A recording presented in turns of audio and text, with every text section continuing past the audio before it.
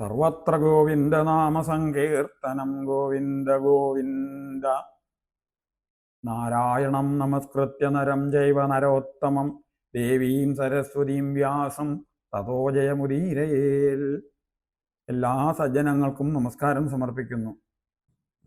കേരളവാണി ശ്രീമദ് ഭാഗവത പഠന പ്രഭാഷണ പരമ്പര ഭാഗം 47 സർവാത്മന സ്വാഗതം അരുളുന്നു. വ്യാസനാരദ സംവാദമാണ് നാം അനുസ്മരിച്ചുകൊണ്ടിരിക്കുന്നത്. വേദവ്യാസ മഹർഷിയുടെ മനസ്സിനെ ബാധിച്ചതായ ന്യൂനതയെ തീർക്കാൻ ശ്രീനാരദ മഹർഷി ഭക്തിസമന്വിതമായ ഒരു ഗ്രന്ഥം നിർമ്മിക്കണമെന്ന് നിർദ്ദേശിച്ചുകൊണ്ട് തൻ്റെ പൂർവകഥയെ അവിടെ അനുസ്മരിച്ചു. അതുകേട്ട വേദവ്യാസ മഹർഷിക്ക് ശ്രീനാരദ മഹർഷിയുടെ പൂർവകഥയെക്കുറിച്ച് കൂടുതൽ അറിയണം എന്ന് ആഗ്രഹമുണ്ടായി. അതാണ് 6-ാം അധ്യായത്തിൻ്റെ ആരംഭത്തിൽ ചോദിച്ചതായി നാം കാണുന്നത്. തുടർന്ന് ശ്രീനാരദ മഹർഷി അതിന് മറുപടി പറയുന്നു 6-ാം അധ്യായം കൊണ്ട് പൂർണ്ണമായും. വേദവ്യാസ മഹർഷിയുടെ ചോദ്യം ഇതാണ്: ചാതുർമാസ്യം അനുഷ്ഠിക്കാൻ വന്ന ബ്രാഹ്മണരിൽ നിന്ന് ഉപദേശം കേട്ടതിൻ്റെ ശേഷം ശ്രീനാരദ മഹർഷി എന്താണ് ചെയ്തത് എന്നാണ്. ശ്രീനാരദ മഹർഷി മറുപടി പറയുന്നു: നാരദ ഉവാച ഭിക്ഷുഭിർവിപ്രവസിതേ വിജ്ഞാനാദേഷ്ടൃഭിർമമ വർത്തമാനോ വയസ്യാദ്യേ തത ഏതദകാരഷം മമ വിജ്ഞാനാദേഷ്ടൃഭിഃ ഭിക്ഷുഭിഃ വിപ്രവസിതേ. എൻ്റെ വിജ്ഞാനോപദേഷ്ടാക്കളായിരുന്ന സന്യാസിമാരാൽ ദൂരദേശഗമനം ചെയ്യപ്പെട്ട അവസരത്തിൽ ആദ്യേ വയസി വർത്തമാനഃ ചെറുപ്രായത്തിൽ ആയിരുന്ന ഞാൻ തതഃ പിന്നീട് ഏതദ് അകാരഷം ഈ വിധം പ്രവർത്തിച്ചു. അല്ലയോ വേദവ്യാസ മഹർഷി, എനിക്ക് ഉപദേശം തന്ന ആ മഹർഷിമാർ ദൂരദേശഗമനം ചെയ്തതിൻ്റെ ശേഷം ഞാനിതാ ഇപ്രകാരം പ്രവർത്തിച്ചു എന്നിങ്ങനെ പറഞ്ഞുകൊണ്ട് തുടർന്നുള്ള ശ്ലോകങ്ങളിലൂടെ ഏകാത്മജാമേ ജനനീയോഷിൻ മൂഢാച കിങ്കരീ മയ്യാത്മജേനന്യഗതൗ ചക്രേ സ്നേഹാനുബന്ധനം. ഏകാത്മജ കിങ്കരീ ച, ഒരു പുത്രൻ മാത്രമുള്ളവളും ദാസിയും മാത്രമല്ല, മൂഢായോഷിൽ മേ ജനനി, മൂഢയായ ഒരു സ്ത്രീയും ആയിരുന്ന എൻ്റെ മാതാവ്, അനന്യഗതൗ ആത്മജേ മയി, വേറെ ആശ്രയമൊന്നുമില്ലാത്ത പുത്രനായ എന്നിൽ സ്നേഹാനുബന്ധനം, ഇടതറവറ്റ സ്നേഹം ചക്രെ കാണിച്ചിരുന്നു. ഹേ വേദവ്യാസ മഹർഷേ, എൻ്റെ അമ്മയ്ക്ക് ഞാൻ മാത്രമായിരുന്നു ഒരു പുത്രനായിട്ടുണ്ടായിരുന്നത്. ഏകപുത്രനായതുകൊണ്ട് തന്നെ അമ്മയ്ക്ക് എന്നിൽ എന്തെന്നില്ലാത്ത അളവറ്റ വാത്സല്യമുണ്ടായിരുന്നു. സാ സ്വതന്ത്രാന്ന കൽപ്പാസീത് യോഗക്ഷേമം മമേച്ഛതി ഈശസ്യ ഹി വശേ ലോകോ യോഷാ ദാരുമയീ യഥാ. ദാരുമയീ യോഷാ യഥാ, മരം കൊണ്ടുണ്ടാക്കിയ സ്ത്രീരൂപം പോലെ അസ്വതന്ത്രയായിരുന്ന സാ, അവൾ, എൻ്റെ അമ്മ, മമ യോഗക്ഷേമം ഇച്ഛതി, എൻ്റെ യോഗക്ഷേമത്തെ ആഗ്രഹിച്ചു കൊണ്ടിരിക്കുന്നവളാണെങ്കിലും കൽപ്പ ന ആസീൽ, അതിനു കഴിവുള്ളവൾ ആയിരുന്നില്ല. ലോകഃ, ലോകം ഈശ്വരൻ്റെ അധീനത്തിലാണല്ലോ. വേറെ ഒരു ആശ്രയവും ഇല്ലാതിരുന്ന എന്നിൽ അമ്മയ്ക്ക് അതിയായ സ്നേഹം ഉണ്ടായിരുന്നുവെങ്കിലും ആ സ്നേഹത്തിനനുസരിച്ച് എന്നെ പരിപാലിക്കാനോ എനിക്ക് വേണ്ട കാര്യങ്ങൾ ചെയ്തു തരാനോ അമ്മയ്ക്ക് സാധിച്ചില്ല. അമ്മ ഒരു ദാസിയായിരുന്നു. ആ ദാസിത്വം കൊണ്ട് തന്നെ അമ്മയ്ക്ക് അസ്വാതന്ത്ര്യവും ഉണ്ടായിരുന്നു. എന്തെങ്കിലും ഒരു കാര്യം അവനവൻ ആഗ്രഹിക്കുന്നത് പോലെ ചെയ്യാൻ സാധിക്കാതിരിക്കുക, അതാണല്ലോ അസ്വാതന്ത്ര്യം.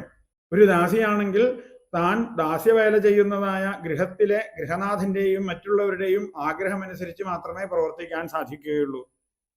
മകന് എന്തെങ്കിലും ഒരു കാര്യം ചെയ്തു കൊടുക്കണം എന്ന് വിചാരിച്ചിരിക്കുമ്പോൾ അവർ എന്തെങ്കിലും ഒരു പ്രവൃത്തി പറഞ്ഞാൽ ഇതുപേക്ഷിച്ച് അതിന് പോകേണ്ടതായിട്ട് വരും. തൻ്റെ മകൻ്റെ നന്മയ്ക്ക് വേണ്ടി ഒരു പ്രവൃത്തിയും വേണ്ട രീതിയിൽ നിർവഹിക്കാൻ ആ സ്ത്രീക്ക് സാധിച്ചില്ല എന്നർത്ഥം. നാരദ മഹർഷി അതാണ് പറയണത്. അതുകൊണ്ട് തന്നെ അല്ലയോ വേദവ്യാസ മഹർഷി, എൻ്റെ അമ്മയുടെ അസ്വാതന്ത്ര്യം എനിക്ക് വേണ്ടതായ യോഗക്ഷേമത്തെ പ്രദാനം ചെയ്യുന്നതിന് ഒരു തടസ്സമായിട്ട് നിന്നു. ഏതൊരമ്മയ്ക്കും ആഗ്രഹമുണ്ടാവും തൻ്റെ മക്കളെ വേണ്ട രീതിയിൽ വിദ്യാഭ്യാസം ചെയ്യിച്ച് ഒരു നല്ല നിലയിൽ എത്തിക്കണമെന്ന്. ഒരു മകനാകുമ്പോൾ കൂടുതൽ ശ്രദ്ധ ഉണ്ടാവുകയും ചെയ്യും. ഇവിടെ ഞാൻ ഏകമകനായിരുന്നുവെങ്കിലും, അല്ലയോ വേദവ്യാസ മഹർഷേ, അമ്മയ്ക്ക് അതൊന്നും സാധിച്ചിട്ടുണ്ടായില്ലാന്നേ ചുരുക്കത്തിൽ പറയാൻ നിവൃത്തിയുള്ളൂ. അലബ്ധലബ്ധിർ യോഗ തസ്യ സംരക്ഷണം ക്ഷേമം. അലബ്ധലബ്ധി, ഉത്കർഷത്തിന് വേണ്ടതായ ഇതേവരെ ലഭിക്കാത്തതായ കാര്യങ്ങൾ ലഭിക്കുക, സമ്പാദിച്ചെടുക്കുക അഥവാ ആർജിച്ചെടുക്കുക. തസ്യ സംരക്ഷണം ക്ഷേമം, പ്രാപ്തമായി തീർന്ന വിഷയങ്ങളെ വേണ്ട രീതിയിൽ സംരക്ഷിക്കുക. ഇതു രണ്ടും ചേർന്നതാണ് യോഗക്ഷേമം. നാരദ മഹർഷിയുടെ അമ്മയ്ക്ക് അസ്വാതന്ത്ര്യം കൊണ്ട് തൻ്റെ മകന് വേണ്ട വിഷയങ്ങളൊന്നും സാധിപ്പിച്ചു കൊടുക്കാനോ അതിനെ സംരക്ഷിച്ച് മകന് വേണ്ടതായ ഉത്കർഷത്തെ കൊണ്ടുവരാനോ സാധിച്ചില്ല എന്നർത്ഥം. മരം കൊണ്ടുണ്ടാക്കിയ ഒരു സ്ത്രീ രൂപം പോലെ എന്നിവിടെ പറഞ്ഞു. മരം കൊണ്ട് ഒരു സ്ത്രീയുടെ പ്രതിമ ഉണ്ടാക്കിയാൽ അതിന് ചലനശേഷി ഉണ്ടാവില്ല. എന്നാൽ മരം കൊണ്ട് പാവകളെ ഉണ്ടാക്കി അതിൽ ചരട് കോർത്ത് പാവകളിക്കാര് അതിനെ ചരട് കൊണ്ട് വലിച്ച് കളിപ്പിക്കാറുണ്ട്. അപ്പോൾ മരം കൊണ്ടുള്ള ആ രൂപത്തിന് ചലനം ഉണ്ടാവുകയും ചെയ്യും. മരം കൊണ്ടുള്ള രൂപത്തിന് ചലനം നൽകുന്നത് അതിനെ കളിപ്പിക്കുന്ന പാവകളിക്കാരാണ് ചരട് വലിച്ച്, അവരുടെ ചരട് വലിക്ക് അനുസരിച്ച് എന്നർത്ഥം. അതുപോലെ അമ്മയ്ക്ക് സ്വന്തം ഇച്ഛപ്രകാരം ഒന്നും ചെയ്യാൻ സാധിച്ചിരുന്നില്ല. ഇങ്ങനെയെല്ലാമുള്ള സന്ദർഭങ്ങളിൽ നാം ആശ്വസിക്കുന്നത് ഒരു കാര്യം മനസ്സിൽ ഉറപ്പിച്ചുകൊണ്ടാണ്. ഈശസ്യ ഹി വശേ ലോകഃ, ഈശസ്യ വശേ ഹി ലോകഃ, ഈശ്വരന്റെ അധീനത്തിലാണ് ലോകപ്രവൃത്തികളെല്ലാം. നമ്മുടെ മനസ്സിലെ ഓരോ ആഗ്രഹങ്ങളും നടക്കുകയും നടക്കാതിരിക്കുകയും ചെയ്യുന്നതെല്ലാം ഈശ്വരേച്ഛയ്ക്ക് അനുസൃതമായിട്ടാണ് എന്നർത്ഥം. അഹം ച തത് ബ്രഹ്മകുലേ ഊഷിവാൻ തദവേക്ഷയാ ദിഗ്ദേശകാല അവ്യുൽപ്പന്നോ ബാലക പഞ്ചഹായന. ദിഗ്ദേശകാല അവ്യുൽപ്പന്ന പഞ്ചഹായന ബാലക അഹം ച. ദിക്കുകളും ദേശകാലങ്ങളും തിരിച്ചറിഞ്ഞുകൂടാത്ത 5 വയസ്സായ ഒരു കുട്ടിയായിരുന്നു ഞാനും. തദപേക്ഷയാ, ആ സ്നേഹാനുബന്ധത്തിൻ്റെ അറ്റം ഉറ്റുനോക്കിക്കൊണ്ട്, തദ് ബ്രഹ്മകുലെ, ആ ബ്രാഹ്മണ സമൂഹത്തിനിടയിൽ ഊഷിവാൻ, താമസിച്ചു. എനിക്ക് ഉപദേശം തന്ന സജ്ജനങ്ങൾ പോയതിനു ശേഷം കുറച്ചുകാലം കൂടി ആ ബ്രാഹ്മണരുടെ കൂടെ ഞാൻ താമസിച്ചു. എനിക്ക് വേണ്ടത്ര തിരിച്ചറിവ് വന്നിട്ടുണ്ടായിരുന്നില്ല. എന്നാലും അമ്മയുടെ സ്നേഹം എന്നെ അവിടെ പിടിച്ചു നിർത്തി. ഇത്രയും സ്നേഹത്തോടു കൂടി തന്നോട് പെരുമാറുന്ന അമ്മയെ ഉപേക്ഷിച്ച് എങ്ങനെ പോകാൻ സാധിക്കും എവിടേക്കെങ്കിലും എന്ന് ചിന്തിച്ച ഞാൻ അങ്ങനെ കഴിഞ്ഞുകൂടി ആ ബ്രാഹ്മണ കുലത്തിൽ. തദപേക്ഷയാ, അമ്മയുമായുള്ള ആ സ്നേഹബന്ധത്തിൻ്റെ അവസാനത്തെ പ്രതീക്ഷിച്ചുകൊണ്ടാണ് ഞാൻ അവിടെ കഴിഞ്ഞുകൂടിയത്. അമ്മയുടെ കാലം കഴിയുന്നവരെ അമ്മയെ പരിചരിച്ചുകൊണ്ട് അമ്മയ്ക്ക് വേണ്ടത് ചെയ്തു കൊടുക്കാൻ പറ്റുന്നത്ര രീതിയിൽ ശ്രമിച്ചുകൊണ്ട് അവിടെ കഴിഞ്ഞുകൂടാം എന്ന് തീരുമാനിച്ചു. നാരദ മഹർഷി ഇവിടെ അനുസ്മരിക്കുന്നു. അമ്മയ്ക്കുള്ള അസ്വാതന്ത്ര്യം പോലെ തനിക്കും ഒരു അസ്വാതന്ത്ര്യം ആ സമയത്ത് അനുഭവപ്പെട്ടിരുന്നു എന്നിങ്ങനെ. അത് അമ്മയോടുള്ള സ്നേഹബന്ധ സ്വരൂപത്തിലായിരുന്നു എന്ന് മാത്രം. തദപേക്ഷയാ മാത്രാപേക്ഷയാ തദ്ദേഹാവസാന പ്രതീക്ഷണേന ഹേതുത്വേന. വീരരാഘവാചാര്യരുടെ വ്യാഖ്യാനം. ഇന്നത്തെ കാലഘട്ടത്തിലെ പോലെ അമ്മ മരിക്കാൻ വേണ്ടി കാത്തുകൊണ്ടിരിക്കുന്ന പല മക്കളുടെയും മാനസികാവസ്ഥ പോലെ എന്ന് വിചാരിക്കരുത്. അങ്ങനെയൊരു തെറ്റിദ്ധാരണ ഉണ്ടാവരുത് ഇവിടെ എന്നർത്ഥം. ശ്രീനാരദ മഹർഷി തൻ്റെ പൂർവജന്മത്തിൽ വെച്ച് അമ്മയുമായുള്ള ബന്ധം വിച്ഛേദിക്കപ്പെട്ടത് എങ്ങനെ എന്ന് പറയുന്നു അടുത്ത ശ്ലോകത്തിൽ. ഏകദാ നിർഗതാം ഗേഹാദ്ദുഹന്തീം നിശികാം പഥി സർപ്പോദശൽപദാ സ്പൃഷ്ട കൃപണാം കാലചോദിത. ഏകദ, ഒരിക്കൽ, നിശി, രാത്രി നേരത്ത്, ഗാം ദുഹന്തീം, പശുവിനെ കറക്കാനായി, ഗേഹാത് നിർഗതാം, ഗൃഹത്തിൽ നിന്ന് പുറത്തിറങ്ങിയ, കൃപണാം, പാവപ്പെട്ടവളായ എൻ്റെ അമ്മയെ, പഥി, വഴിയിൽ വെച്ച്, പദാ സ്പൃഷ്ട, കാലുകൊണ്ട് സ്പർശിക്കപ്പെട്ട, കാലചോദിത സർപ്പ, കാലപ്രേരിതമായ ഒരു പാമ്പ്, അദശൽ, കടിച്ചു. നാരദൻ എന്ന ആ ബാലകന്റെ അമ്മ രാത്രിയിൽ പാമ്പ് കടിയേറ്റ് മരിച്ചു എന്ന് പറയുന്നു. ഒരു ദിവസം രാത്രിയിലാണ് പശുവിനെ കറക്കേണ്ടതായിട്ട് വന്നത്. സാധാരണഗതിയിൽ അങ്ങനെ വരാൻ സാധ്യതയില്ലല്ലോ. എന്നാൽ ഗൃഹനാഥൻ ചില അത്യാവശ്യങ്ങൾക്കായിട്ട് പശുവിൻ പാല് വേണം എന്ന് പറഞ്ഞാൽ ആ സമയത്ത് പോയി കറന്നു കൊണ്ടുവരേണ്ടതുണ്ട്. ചില സന്ദർഭങ്ങളിൽ സമയം നോക്കാതെ പശുവിനെ കറക്കേണ്ടതായിട്ട് വരും. അത് അത്യാവശ്യ ഘട്ടങ്ങളിൽ മാത്രം. അങ്ങനെ ഒരു ഘട്ടം വന്നിട്ടുണ്ടാവാം ആ സന്ദർഭത്തിൽ. അങ്ങനെ പശുവിനെ കറക്കാനായി രാത്രി പുറത്തിറങ്ങിയ പാവപ്പെട്ടവളായ ആ സ്ത്രീ, ശ്രീനാരദ മഹർഷി പറയുന്നു, വേദവ്യാസ മഹർഷി, പാവപ്പെട്ടവളായ എൻ്റെ അമ്മ അങ്ങനെ പശുവിനെ കറക്കാനായിട്ട് പോകുമ്പോൾ വഴിയിൽ വെച്ച് അറിയാതെ ഒരു പാമ്പിനെ ചവിട്ടി. ആ പാമ്പ് അമ്മയെ കടിച്ചു. സർപ്പദംശനമേറ്റ് അമ്മ മരിച്ചു. ഇവിടെ എന്താണ് ഒരു കാരണം പറയാനുള്ളത്? കാലചോദിത സർപ്പ, കാലത്താൽ പ്രചോദിതനായി തീർന്ന സർപ്പമാണ് അമ്മയെ കടിച്ചത് എന്ന് ഞാൻ മനസ്സുകൊണ്ട് സമാധാനിച്ചു വേദവ്യാസ മഹർഷി. ശ്രീനാരദ മഹർഷി മാതൃവിയോഗ ദുഃഖത്തിൽ നിന്ന് എങ്ങനെ മോചനം നേടി എന്ന് അടുത്ത ശ്ലോകത്തിൽ പറയുന്നു. തദാ തദഹമീശസ്യ ഭക്താനാം ശമഭീപ്സത അനുഗ്രഹം മന്യമാന പ്രാതിഷ്ഠം ദിശമുത്തരാം. തദാ അഹം, അപ്പോൾ ഞാൻ, തൽ അതിനെ, ഭക്താനാം ശം അഭീപ്സത ഈശസ്യ അനുഗ്രഹം മന്യമാനഃ, ഭക്തന്മാരുടെ ക്ഷേമത്തെ ആഗ്രഹിക്കുന്ന ഈശ്വരന്റെ അനുഗ്രഹമായി കരുതിക്കൊണ്ട് ഉത്തരാം ദിശം പ്രാതിഷ്ഠം, വടക്കുദിക്കിലേക്ക് പുറപ്പെട്ടു. അല്ലയോ വേദവ്യാസ മഹർഷി, അമ്മയുടെ മരണത്തിലൂടെ ഭഗവാൻ എനിക്കൊരു അനുഗ്രഹം നൽകിയതായിട്ടാണ് ഞാൻ കരുതിയത്. അമ്മയുമായുള്ള ആ ബന്ധമായിരുന്നുവല്ലോ എന്നെ അവിടെ പിടിച്ചു നിർത്തിയിരുന്നത്. ഇപ്പോൾ ഞാൻ സ്വതന്ത്രനായി തീർന്നിരിക്കുന്നു. എനിക്ക് എവിടെ വേണമെങ്കിൽ സഞ്ചരിക്കാം. അതുകൊണ്ട് തന്നെ അല്ലയോ വേദവ്യാസ മഹർഷി, ഭഗവാന്റെ അനുഗ്രഹം കൂടുതലായി ലഭിക്കാനുള്ള ആഗ്രഹത്തോടെ ഞാൻ വടക്കുദിക്കിലേക്ക് യാത്രയായി. ഇവിടെ മാതൃസ്നേഹം ആത്മശ്രേയസ്സിന് ഒരു പ്രതിബന്ധമായിട്ടാണ് നാരദൻ എന്ന ബാലകന് അന്ന് തോന്നിയത്. മാതാവും പിതാവും ഭാര്യയും പുത്രനും എല്ലാം ആത്മശ്രേയസ്സിന് പ്രതിബന്ധങ്ങൾ തന്നെയാണ് എന്നുള്ളത് സുവിദിതമായ ഒരു തത്വമാണ്. ശ്രീ ശുകബ്രഹ്മർഷി പിതാവിൻ്റെ എതിർപ്പിനെ അവഗണിച്ചാണ് സന്യസിച്ചത് എന്ന് അവിടെ പറഞ്ഞു. നാരദന് പ്രതിബന്ധം മാതാവായിരുന്നു. ആ മാതൃബന്ധവും ദൈവഗത്യാ ഛേദിക്കപ്പെട്ടു. ലോകത്തിൽ ആരും വേണ്ടപ്പെട്ടവരായി ഇല്ല. ഈ അവസ്ഥയിൽ മാത്രമാണ് ആശ്രയസ്ഥാനം ഈശ്വരനാണ് എന്ന ബോധം ജനിക്കൂ. ഭക്തിയുടെ പൂർണ്ണത അവിടെയേ കാണൂ എന്നർത്ഥം. നാരദന് ആ അവസ്ഥ അമ്മയുടെ മരണത്തോടെ കൈവന്നു എന്നാണ് നാം ഇവിടെ മനസ്സിലാക്കേണ്ടത്. 11 മുതൽ 14 കൂടിയുള്ള ശ്ലോകങ്ങളിലായി നാരദന്റെ വടക്കോട്ടുള്ള യാത്രയെ വർണ്ണിക്കുന്നു. പല പ്രദേശങ്ങളെയും അതിക്രമിച്ച് അദ്ദേഹം വലിയ ഒരു കാട്ടിൽ എത്തിച്ചേർന്നു എന്നിവിടെ പറഞ്ഞു.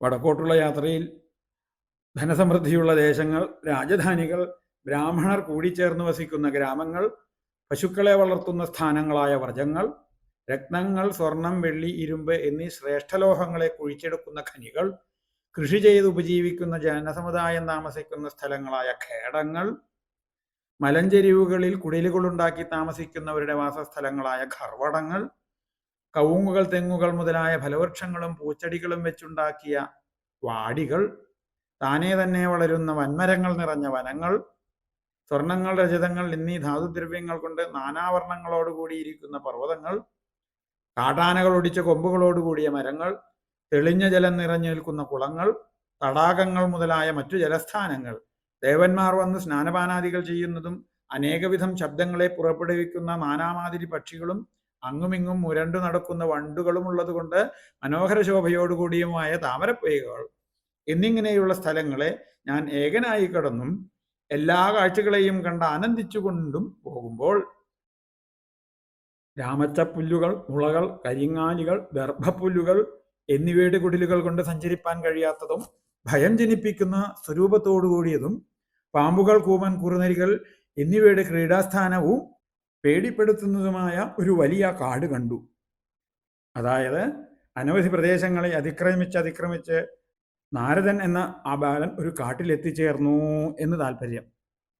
കാട്ടിലെത്തിച്ചേർന്നതിന് ശേഷം നാരദൻ എന്ന ബാലകൻ എന്തെല്ലാമാണ് കണ്ടത്, എന്തെല്ലാമാണ് അനുഭവിച്ചത് എന്ന് തുടർന്നുള്ള ശ്ലോകങ്ങളിൽ പറയുന്നു. പരിശ്രാന്തേന്ദ്രിയാത്മാഹം തൃപ്പരീതോ ബുഭുക്ഷിതഃ സ്നാത്വാ പീത്വാ ഹൃദേ നദ്യാ ഉപസ്പൃഷ്ടോ ഗതശ്രമഃ. പരിശ്രാന്തേന്ദ്രിയാത്മാ, തളർന്ന ഇന്ദ്രിയങ്ങളോടും ശരീരത്തോടും കൂടിയവനായും, തൃപ്പരീത, ദാഹാക്രാന്തനായും, ബുഭുക്ഷിത, വിശപ്പ് ബാധിച്ചവനായും ഭവിച്ചിരുന്ന അഹം, ഞാൻ, നദ്യാഹ, ഒരു നദിയുടെ, ഹ്രദേ, കയത്തിൽ, സ്നാത്വ, സ്നാനം ചെയ്ത്, പീത്വ, വെള്ളം കുടിച്ച്, ഉപസ്പൃഷ്ട, ആചമനം ചെയ്തവനായും, ഗതശ്രമ, തളർച്ച വിട്ടവനായും ഭവിച്ചു. നാരദൻ പറയുന്നു, അല്ലയോ വേദവ്യാസ മഹർഷേ, ആ കാട് എല്ലാവരെയും വളരെയധികം പേടിപ്പെടുത്തുന്നതായിരുന്നു. എങ്കിലും കാട്ടിലെത്തിയപ്പോഴേക്കും എൻ്റെ ശരീരമെല്ലാം തളർന്നു, മനസ്സും തളർന്നു, വല്ലാതെ ദാഹവും വിശപ്പും എന്നെ ബാധിച്ചു.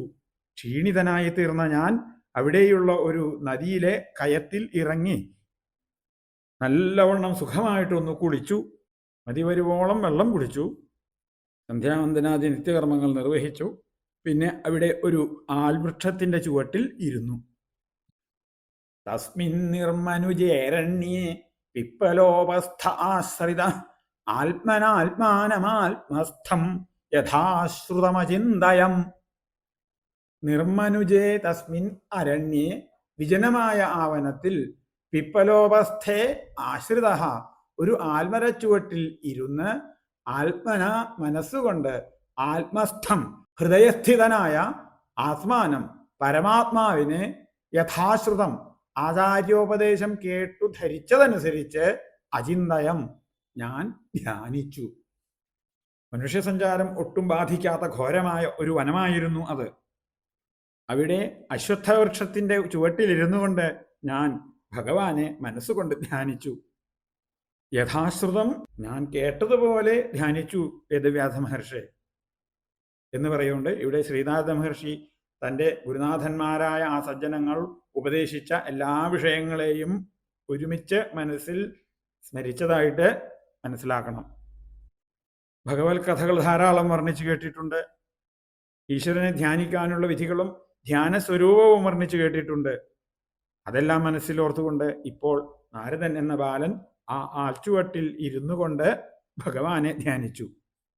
ആ ധ്യാനം കൊണ്ടുണ്ടായ അനുഭവത്തെ പറയുന്നു അടുത്ത ശ്ലോകത്തിൽ. ധ്യായതശ്ചരണാംഭോജം ഭാവനിർജിത ചേതസാ ഔത്കണ്ഠ്യാശ്രുകലാക്ഷസ്യ ഹൃദ്യാസീന്മേ ശനൈർഹരി.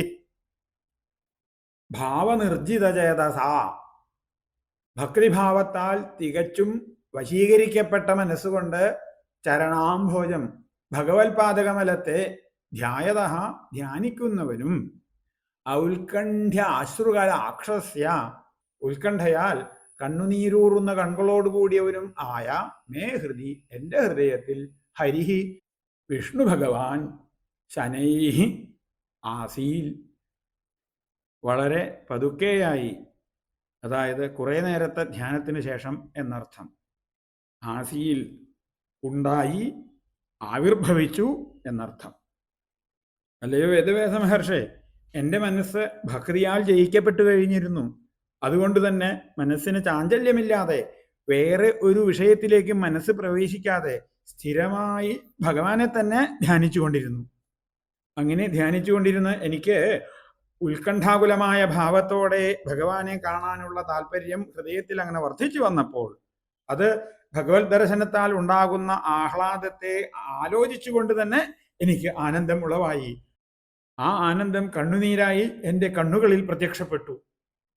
ക്രമേണ എൻ്റെ മനസ്സിൽ ഭഗവത് സ്വരൂപം പതുക്കെ പതുക്കെ പതുക്കെ പ്രകാശിക്കാനായിട്ട് അങ്ങനെ തുടങ്ങി. ഒടുവിൽ ഇതാ പൂർണ്ണമായ ഭഗവത് സ്വരൂപം എൻ്റെ ഹൃദയത്തിൽ അങ്ങനെ അല്പനേരം പ്രകാശിച്ചു നിന്നു. പ്രേമാതിഭര നിർഭിന്ന പുളകാങ്കോതി നിർവൃത ആനന്ദ സംളവേലീനോ നാവശ്യമുഭയം മുനേ. പ്രേമാതിഭര നിർഭിന്ന പുളകാംഗ, പ്രേമത്തിന്റെ അതിഭാരത്താൽ പൊടിഞ്ഞ രോമാഞ്ചത്തോടുകൂടിയ അവയവങ്ങളോടുകൂടിയവനായും, അതിനിർവൃത, അതിസുഖം പ്രാപിച്ചവനായും, ആനന്ദസംപ്ലവേ ലീനഃ, ആനന്ദപ്രവാഹത്തിൽ ലയിച്ചവനായും ഭവിച്ച്, മുനേ, അല്ലയോ മഹർഷേ, ഉഭയം, രണ്ടിനെയും, തന്നെയും പരനെയും, ന അവശ്യം, ഞാൻ കണ്ടില്ല. ശ്രീനാരദ മഹർഷി തൻ്റെ അനുഭവം തുടർന്നു വിവരിക്കുന്നു.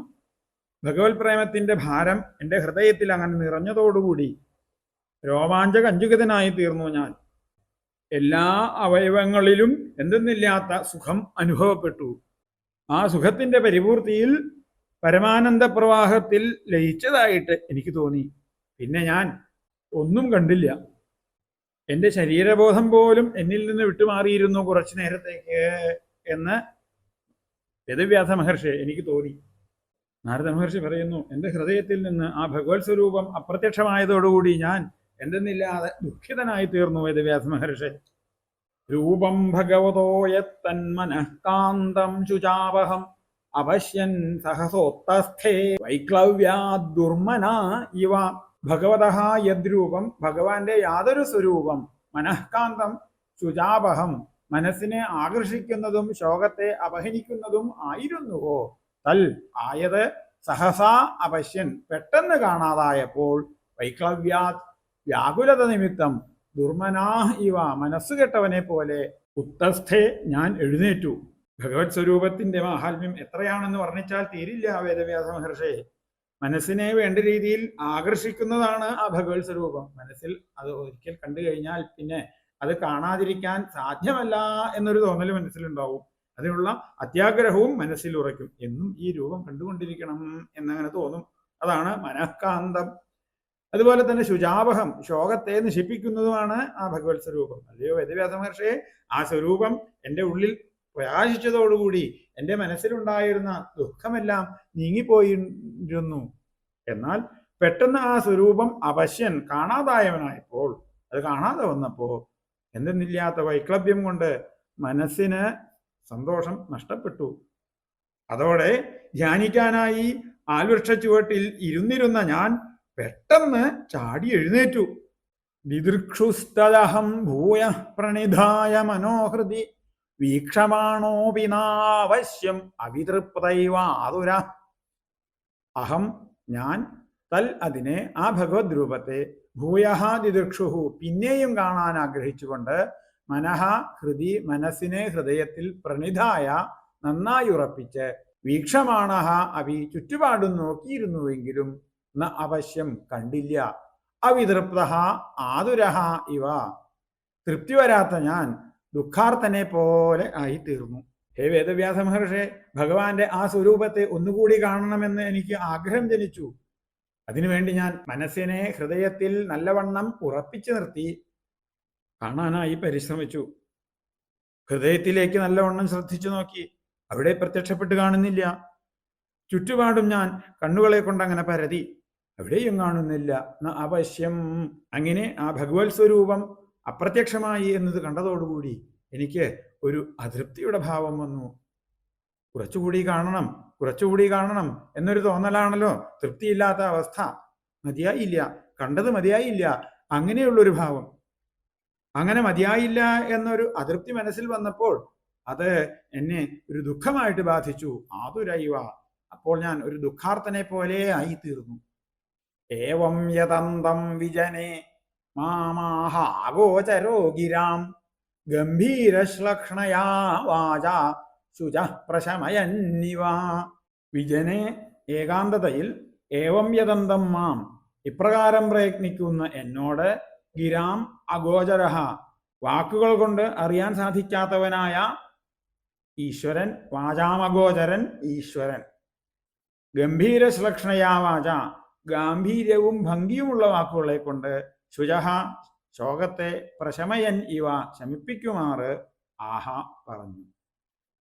മനസ്സിന്റെ സർവ്വവ്യാപാരങ്ങളെയും ഭക്തിപാരവശ്യം കീഴടക്കി ഏകാഗ്രതയോടെ ഭഗവത്പാദാരവിന്ദങ്ങളെ ധ്യാനിക്കുന്നവനും ഉത്കണ്ഠ അതിശയത്താൽ കണ്ണുകൾ നിറഞ്ഞവനുമായ എൻ്റെ ഹൃദയത്തിൽ ക്രമേണ ഭഗവാൻ പ്രകാശിച്ചു. ആ ആനന്ദ അനുഭൂതിയിൽ ലയിച്ചിരിക്കെ പെട്ടെന്ന് ഭഗവാൻ അപ്രത്യക്ഷനായി. വളരെയധികം ശ്രദ്ധയോടെ പരിശ്രമിച്ചിട്ടും ആ ദിവ്യകോമള രൂപം വീണ്ടും സാക്ഷാത്കരിക്കാൻ എനിക്ക് കഴിഞ്ഞില്ല. ദുഃഖാർത്തനായ ഞാൻ ഒരു അശരീരി ശ്രവിച്ചു. എൻ്റെ മനസ്സിലെ ദുഃഖങ്ങളെ ശമിപ്പിക്കുന്നതായിരുന്നു ആ അശരീരി വചനം. തുടർന്ന് 4 ശ്ലോകങ്ങളിലായി ശ്രീനാരദ മഹർഷിക്ക് ശ്രവിക്കാൻ സാധിച്ചതായ ഭഗവത് വചനത്തെ പറയുന്നു. ഹന്താസ്മിൻ ജന്മനി ഭവാൻ നമാം ദ്രഷ്ടുമിഹാരുഹതി അവിവക്വകഷായാണാം ദുർദർശോഹം കുയോഗിനാം. ഹന്ത കഷ്ടം, അസ്മിൻ ജന്മനി ഈ ജന്മത്തിൽ ഭവാൻ നീ മാം ഇഹ ദ്രഷ്ടും ന അർഹതി എന്നെ ഇങ്ങു കാണുവാൻ അർഹിക്കുന്നില്ല. അവിപക്വകഷായാണാം കുയോഗിനാം ദഹിക്കാത്ത മനോമാലിന്യത്തോടുകൂടിയ നികൃഷ്ടയോഗികൾക്ക് അഹം ദുർദർശ ഞാൻ കാണാൻ സാധിക്കാത്തവനാകുന്നു. ഹന്ത കഷ്ടം എന്നിങ്ങനെയുള്ള ഇവിടുത്തെ സംബോധന ഒരു ദയാപൂർവകമായ സംബോധനയാണ് എന്ന് മനസ്സിലാക്കേണ്ടതുണ്ട്. നിനക്ക് എന്നെ ഈ ജന്മത്തിൽ കാണാൻ സാധിക്കുകയില്ല ഉണ്ണി. മനസ്സിലുള്ള കാമാദിദോഷങ്ങൾ നിശേഷം നശിക്കാത്ത കുയോഗികളെ സംബന്ധിച്ചിടത്തോളം അവർക്ക് എന്റെ ദർശനം ലഭ്യമല്ല. സകൃത്യദർശിതം രൂപമേതത് കാമായ തേനഘ മത്കാമഃ ശനകൈഃ സാധു സർവാൻ മുഞ്ചതി ഹൃച്ഛയാൻ. ഹേ അനഘ, അല്ലയോ ശുദ്ധാത്മാവേ, പാപങ്ങളെല്ലാം നശിപ്പിക്കപ്പെട്ടവനെ, സകൃൽ ഒരിക്കൽ മമ രൂപം എന്റെ സ്വരൂപം ദർശിതം യൽ ദർശിക്കപ്പെട്ടത് യാതൊന്നാണോ, ഏതൽ ഇത് തേ കാമായ അങ്ങയുടെ കാമത്തിനാണ് എന്നിൽ ഭക്തി വളർത്താൻ. മൽകാമഹ എന്നിൽ ഭക്തിയുള്ളവൻ സാധു നന്നായിട്ട് ഹൃച്ഛയാൻ ഹൃദയത്തിൽ ശയിക്കുന്ന ദുഷ്പ്രവണതകളെ സർവാൻ മുഴുവനും ശനകൈഹി സാവധാനം മുഞ്ചതി ഉപേക്ഷിക്കുന്നു. ഇവിടെ ഒന്ന് ശ്രദ്ധിക്കുക. ഭഗവത് വചനത്തിലൂടെ ഈ ജന്മത്തിൽ ഇനി ഭഗവത് ദർശനം സാധിക്കില്ല എന്ന് നാരദൻ എന്ന ബാലകൻ അറിഞ്ഞു. ഈ ഒരു അറിവുകൊണ്ട് ആ ഉണ്ണിയുടെ മനസ്സിൽ ഒരിക്കലും ദുഃഖം ഉണ്ടാവരുത് എന്ന് വിചാരിച്ചുകൊണ്ടാണ് ഭഗവാൻ അടുത്ത ശ്ലോകത്തിൽ എന്നും ഈ സ്വരൂപം ഉള്ളിൽ സ്മരിക്കാൻ സാധിക്കും എന്ന് അനുഗ്രഹിക്കുന്നത്. അല്ലയോ ശുദ്ധാത്മാവേ, ദോഷരഹിതനായുള്ള ബാലക, നിനക്ക് ഞാൻ എൻ്റെ സ്വരൂപം ഒരിക്കൽ കാണിച്ചു തന്നത് നിനക്ക് എന്നിൽ ഭക്തി വളർത്താനായിട്ടാണ്. ഒരിക്കൽ കണ്ടപ്പോൾ നിനക്ക് വീണ്ടും കാണണം അത് എന്ന് തോന്നിയല്ലോ. വീണ്ടും വീണ്ടും എന്നെ കാണണം എന്നുള്ള ആ തോന്നലാണ് വാസ്തവത്തിൽ ഭക്തി എന്ന് നീ മനസ്സിലാക്കൂ. അതുകൊണ്ട് നിന്റെ ഉള്ളിൽ എന്നിലുള്ള ഭക്തി വർദ്ധിച്ചു വലുതാവാൻ വേണ്ടി ഞാൻ നിനക്ക് എൻ്റെ സ്വരൂപ ദർശനം നൽകി. ഈ ഒരു അനുഗ്രഹം കൊണ്ട് നിന്റെ ഹൃദയത്തിലുള്ള എല്ലാ ദോഷങ്ങളും ക്രമേണ ഇല്ലാതായി തീരും എന്ന് നീ മനസ്സിലാക്കൂ. ഭഗവത് വചനം ഇതാ തുടരുന്നു അടുത്ത ശ്ലോകത്തിലും. തൽസേവയാ ദീർഘയാ തേജാതാമയി ദൃഢാമതി ഹിത്വാവദ്യമിമം ലോകം ഗന്ധാമജ്ജനതാം അസി. അദീർഘയാ സൽസേവയാ അല്പകാലത്തെ സത്സംഗത്താൽ തേ അങ്ങേക്ക് മയി ദൃഢാമതി ജാത എന്നിൽ ദൃഢമായ മനസ്സുണ്ടായി. അവദ്യം ഇമം ലോകം നിന്ദ്യമായ ഈ ലോകത്തെ ഹിത്വ ഉപേക്ഷിച്ചിട്ട് മജ്ജനതാം എൻ്റെ ആൾ എന്ന അവസ്ഥയെ ഗന്ധാ അസി പ്രാപിച്ചവനാകും. അല്ലയോ ബാലക, അല്പകാലത്തെ സത്സംഗം കൊണ്ട് തന്നെ നിന്റെ മനസ്സ് എന്നിൽ ഉറച്ച അവസ്ഥയിൽ എത്തിച്ചേർന്നിരിക്കുന്നു. നീ എന്നിൽ സ്ഥിരമായ ഭക്തിയെ സാധിച്ചെടുത്തിരിക്കുന്നു. നിന്ദ്യമായ ഈ ലോകത്തെയും ശരീരത്തെയും നീ ഉപേക്ഷിക്കുന്നതോടെ എൻ്റെ പാർഷദൻ എന്ന അവസ്ഥയെ പ്രാപിക്കും. നാരദൻ എന്ന ബാലകന് പൂർവജന്മസ്മരണ അടുത്ത ജന്മത്തിലും ഉണ്ടാകും എന്ന് അനുഗ്രഹിക്കുന്നു ഭഗവാൻ അടുത്ത ശ്ലോകത്തിൽ. മതിർമയി നിബദ്ധേയം ന വിപദ്യേത കർഹിചിൽ പ്രജാസർഗ നിരോധേപി സ്മൃതിശ്ച മദനുഗ്രഹാത്.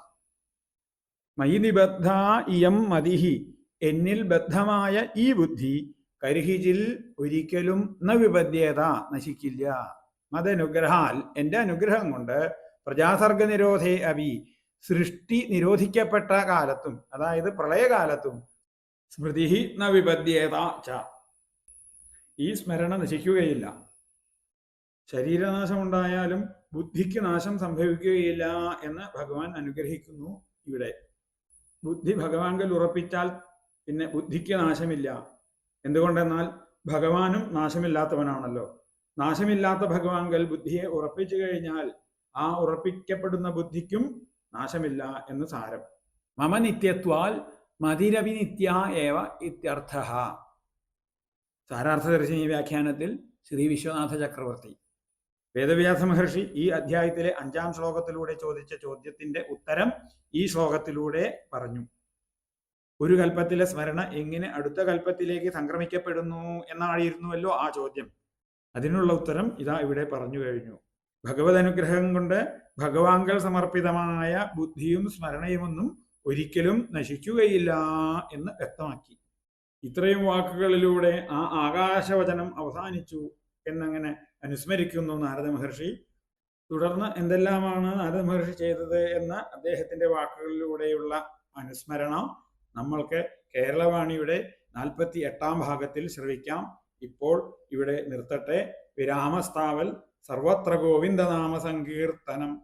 ഗോവിന്ദ ഗോവിന്ദ.